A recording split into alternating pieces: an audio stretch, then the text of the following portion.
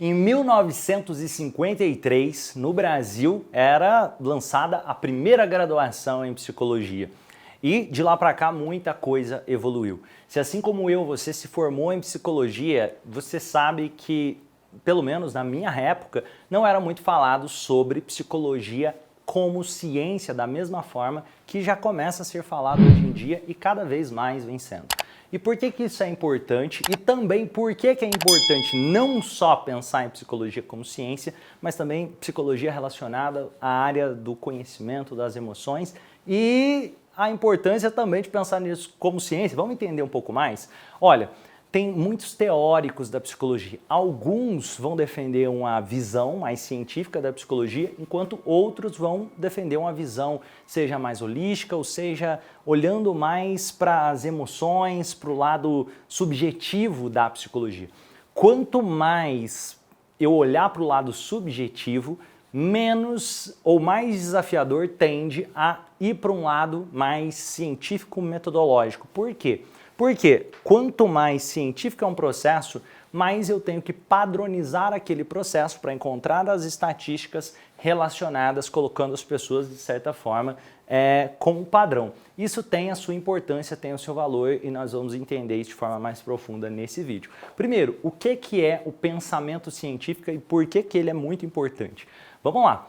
Na psicologia, a maior parte das abordagens, curiosamente, não vai trabalhar tão profundamente com a metodologia científica de forma robusta, mas algumas buscam as evidências científicas e buscam trazer isso de forma mais, vou colocar aqui, de forma mais séria dentro do processo terapêutico em termos de validação científica. Por quê? Porque lá atrás, quando Freud começa com a ideia do processo de análise, percebe que pessoas melhoram com a escuta ativa e tudo mais, depois outros teóricos, Carl Rogers com o humanismo e tudo mais, isso fez pessoas perceberem, olha, depois do processo de terapia tem pessoas que melhoraram. E também fez pessoas pensarem, olha, eu acredito que esse processo de terapia não está servindo para nada, porque se deixar passar um tempo, talvez se passasse 1, 2, 3 anos, essa pessoa já iria melhorar. Então não foi a terapia que melhorou, foi o tempo. Existia essa desconfiança, vamos dizer assim. E aí um cara chamado Aaron Beck, ou seja, um dos precursores da terapia cognitiva comportamental, começou cada vez mais a pensar formas de medir e trazer ciência para a terapia. E para isso, ele pegou fundamentos na psicologia comportamental. Por exemplo, Watson, que trabalhava com behaviorismo, que trabalhava ali com a análise do comportamento, trazia mais fundamento para o desenvolvimento de uma psicologia que poderia ser mais duplicável e mais científica. Só que, ao mesmo tempo, como fazer para medir isso de forma que poderia ser visto como ciência? Vamos lá. Primeiro, para avaliar, seria necessário escolher uma categoria para avaliar. Por quê? Eu não posso dizer terapia funciona ou não funciona simplesmente. Porque dependendo para quê? Porque enquanto que uma pessoa fazer terapia para tratar a ansiedade, pode ter um resultado diferente de fazer terapia para tratar a depressão, que pode ter um resultado diferente de fazer terapia para autoconhecimento, que pode ter um resultado diferente de fazer terapia para emagrecer. Percebe que são processos completamente diferentes, por máximo que todos são terapia? Ou seja, poderia ser que uma abordagem, uma metodologia iria funcionar melhor com determinadas estratégias e outro tipo de estratégia poderia ser abordada por um outro tipo de objetivo diferente. Então, Aaron Beck quis trabalhar e escolheu a depressão para fazer essa análise. E como que foi feito? Ele primeiro criou um teste de depressão, escala de depressão de Beck, inclusive. Dentro da plataforma do Instituto Romani tem esse teste para os nossos alunos poderem fazer de forma interativa, digital, com os seus pacientes e lá dá uma nota do nível de depressão que aquela pessoa apresenta de acordo com o teste da escala de depressão de Beck.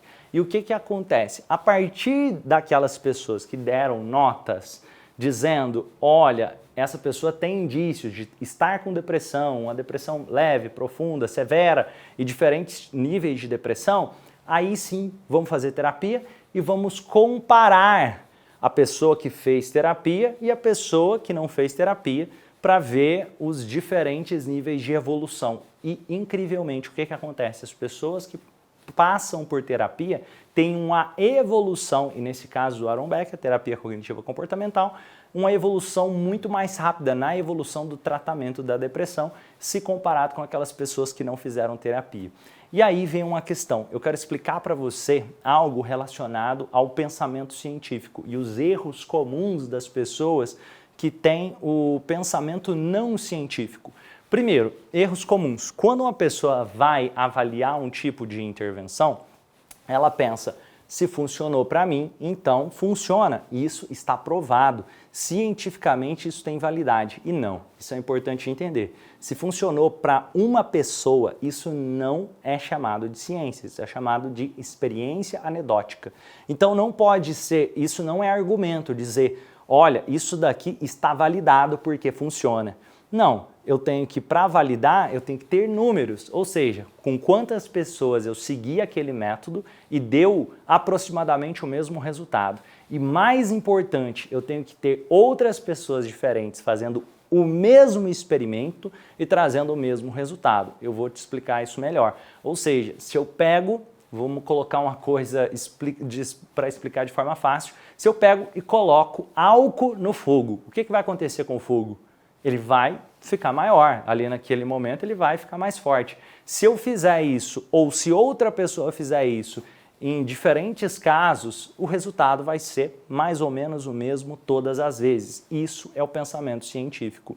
Agora, quando eu tenho um tipo de experiência que é muito subjetiva, por exemplo, com um tipo de psicoterapia mais relacionado a ideias subjetivas, seja o humanismo, seja a psicologia positiva, seja, por exemplo, a psicanálise, o que acontece? Se eu replico a mesma experiência com duas pessoas diferentes, sem levar em conta aquela subjetividade da pessoa, usando basicamente a mesma metodologia, o que acontece é que isso é interessante de pensar.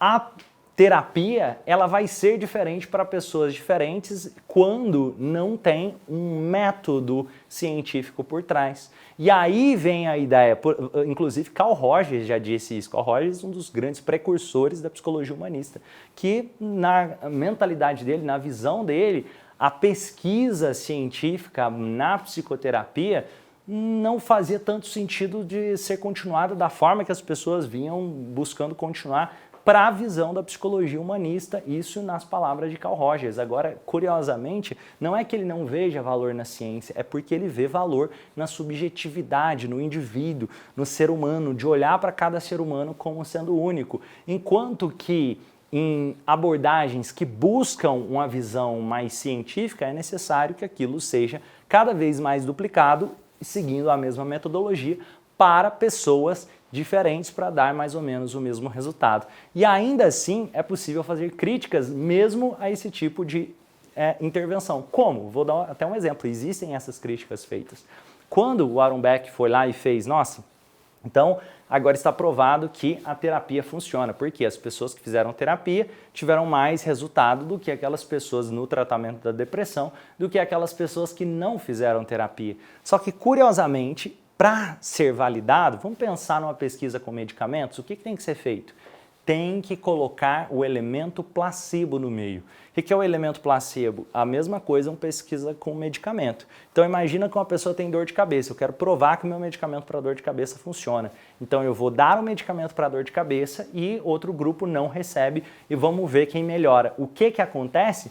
O grupo que recebe o medicamento tende a melhorar mais do que o que não recebe o medicamento. Só que o que é o placebo? O placebo é, mesmo que aquele medicamento não tenha nada dentro, seja só o plásticozinho dentro da pílula, ou tenha farinha dentro ou açúcar dentro, essas pessoas que recebem algum tipo de intervenção tendem a melhorar mais do que aquelas que não recebem. Esse é o efeito placebo que a gente não pode tirar ele da jogada. Ou seja, é possível questionar até mesmo a psicoterapia, quando se fala mesmo da terapia cognitiva comportamental, quando não é colocado um elemento placebo, ou seja, pessoas fazendo terapia com pessoas que não sabem conduzir processos terapêuticos para ver ali ou só o acolhimento ou só conversar com a pessoa.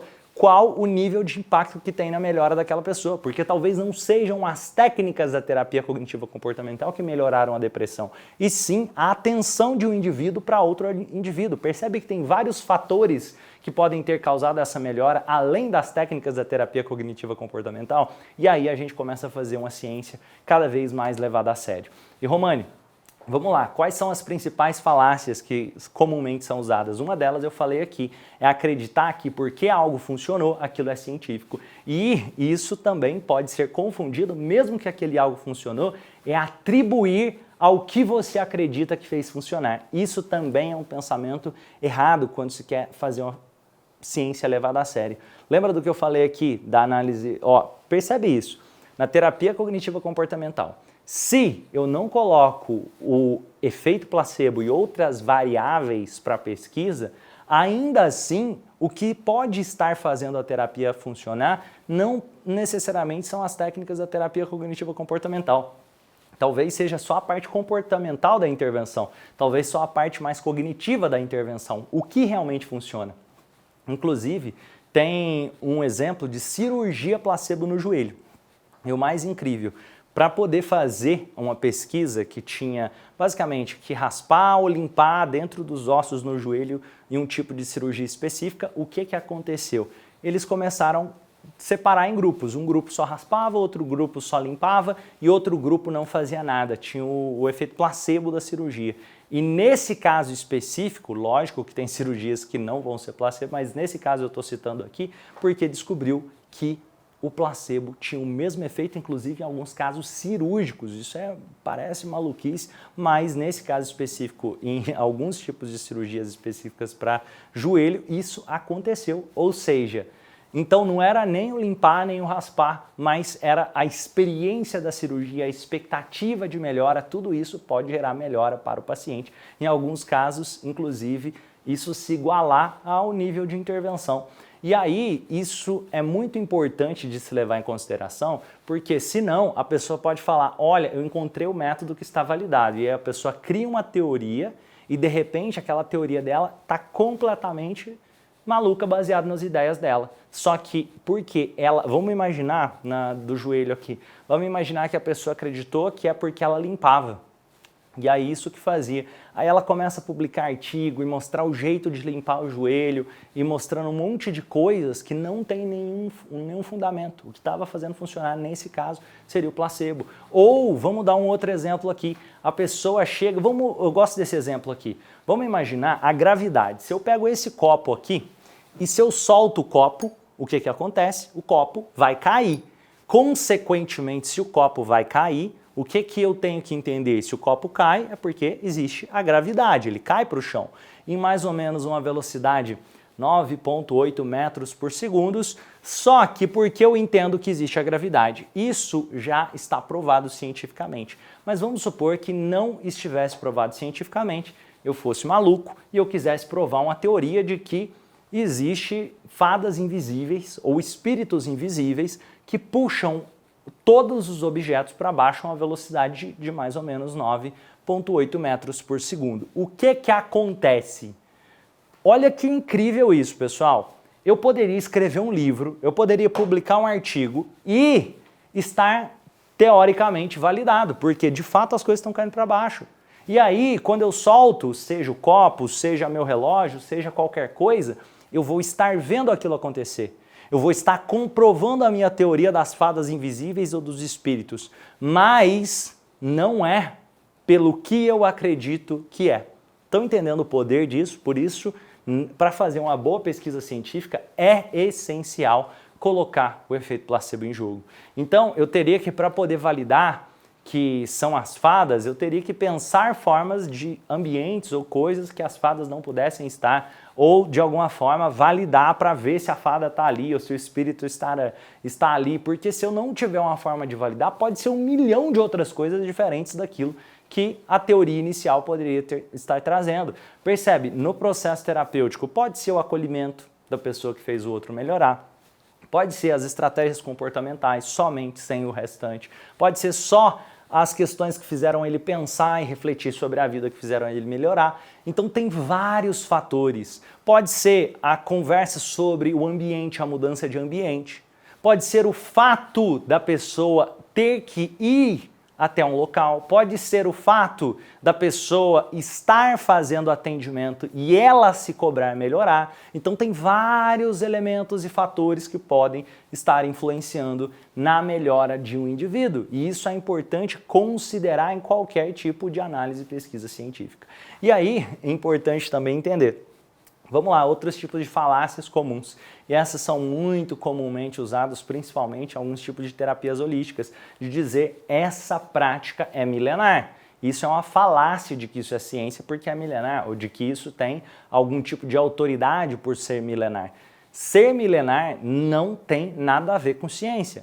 Quando fala essa é uma prática usada por reis por milhares de anos, ainda assim, isso pode não ser científico e ainda pode ser prejudicial. Quer um exemplo? A escravidão é uma prática usada por reis e foi usada por reis durante milhares de anos. Se você parar para pensar, a prática da sangria fez muita gente morrer e ela era basicamente arrancar sangue do braço da pessoa ou de colocar sanguessugas em partes do corpo da pessoa, onde a pessoa perdia mais sangue ainda quando ela está doente, com a ideia de que estava tirando aquele sangue podre para ela se revigorar. E aquilo mais prejudicava do que ajudava, mas essa prática foi praticada por milhares de anos. Então, ser milenar não tem nada a ver com ser científico ou ser mais validado. A ideia de ser milenar é simplesmente ter um monte de gente praticando isso, tem muito tempo, e inclusive isso daí pode estar sendo praticado de forma errada por muito tempo. E a ideia também, outro tipo de ideia errada, que algumas pessoas validam como ciência é, mas todo mundo faz assim. Todo mundo faz assim não quer dizer que está provado cientificamente. Se todo mundo faz assim, inclusive todo mundo pode estar errado. E o exemplo disso, que durante milhares de anos acreditava-se que era o Sol que girava em torno da Terra. Então, porque um cara começou a acreditar que não, era a Terra que girava em torno do Sol, eles quiseram queimar esse cara na fogueira. Ele foi preso. E é importante entender isso. Não é porque todo mundo diz que é de uma forma que necessariamente as pessoas estão certas, baseado no senso comum. Pesquisa é pesquisa. Teria que validar, teria que ser duplicável, teria que ter métricas para validar aquilo e pessoas diferentes obtendo as mesmas métricas. Ou estudo duplo cego, que talvez seja só o efeito placebo fazendo a pessoa melhorar. Tudo isso é importante levar em consideração. Outro exemplo de falácia dos pensamentos não científicos, de um tipo de psicologia não baseada em evidências, é acreditar que é natural. Quando a pessoa fala, mas isso melhora, porque isso é natural, então isso aqui melhora. Gente, ser natural não tem nada a ver com ter validade ou ser científico. Inclusive, pode ser prejudicial sendo natural. Quer um exemplo? Veneno de cobra é natural. Então, entenda o seguinte, ser natural não tem nada a ver com poder melhorar a sua saúde ou não, ou com fazer bem para você ou não. Para poder entender se melhora ou não, é necessário algum tipo de pesquisa científica. Só que para comprovar. E aí também vem outro erro, e esse é muito cometido por pessoas que se dizem cientistas. É achar que se não tem evidência científica, aquilo está errado ou aquilo não tem valor. Por quê? Quando eu não tenho evidência científica sobre algo, também não quer dizer que aquele algo não funcione e que não possa ser provado cientificamente. E aí vem a outra questão. Eu posso, inclusive, fazer uma pesquisa científica para provar que aquele algo não existe. Então, quando alguém chega para você, me mostre a pesquisa científica que valida que isso que você faz funciona e é validado. Você também pode responder assim, então me mostre a pesquisa científica que mostre que isso que eu faço não é validado. É basicamente o mesmo argumento. Por que é basicamente o mesmo argumento? Por quê? Vamos dar um exemplo lá, por máximo que seja uma prática maluca, como era a prática da sangria.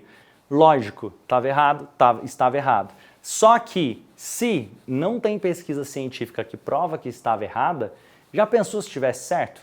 E, se não tem pesquisa científica que prova que está certo, já pensou se estivesse errado, como estava? Então, para poder validar, eu tenho que trazer pesquisa, seja para provar que está certo, seja para provar que está errado. E é assim que começam a ser desfeitas as falácias. Porque não adianta eu chegar e ficar bravo porque alguém tá... a pessoa está discorrendo sobre uma ideia de um tipo de procedimento X ou tipo de procedimento Y. Você quer pensar se aquilo está certo ou se está errado? Não seja contra a ideia. Isso é importante. Tem gente que é extremamente contra as ideias. A pessoa quer defender e ser contra aquele tipo de ideia. Por exemplo, tem gente que vai ser contra vou colocar aqui, algum tipo de terapia alternativa e ele é contra a terapia alternativa. Isso daí já cria um viés de confirmação onde a pessoa quer provar que a terapia, daquele tipo de terapia não funciona. Isso aí é um pensamento anticientífico. Toda vez que tiver alguém que defende muito forte algum tipo de ideia, essa pessoa está fazendo menos ciência. Toda vez que tem alguém que é muito defensor de um tipo de ideia, essa pessoa não é um bom cientista, pelo menos de forma que a ciência defende que deveria ser. Por quê? Porque o bom cientista, ele não é aquela pessoa que vai ter o lado X ou o lado Y para defender a ideia. Os melhores cientistas, eles querem defender a busca pela verdade, não a busca pela concordância do que ele acredita. Tem gente, inclusive tem canais no YouTube que defendem só uma ideia X e outros defendem uma ideia Y. O que defende a ideia X vai trazer um monte de artigo científico e argumentos para defender a ideia X. E o que defende a ideia Y, artigo e ideias para defender a ideia Y. Só que aí é muito curioso. Por quê? Eles estão defendendo só as suas ideias. O que é mais rico no desenvolvimento do pensamento crítico?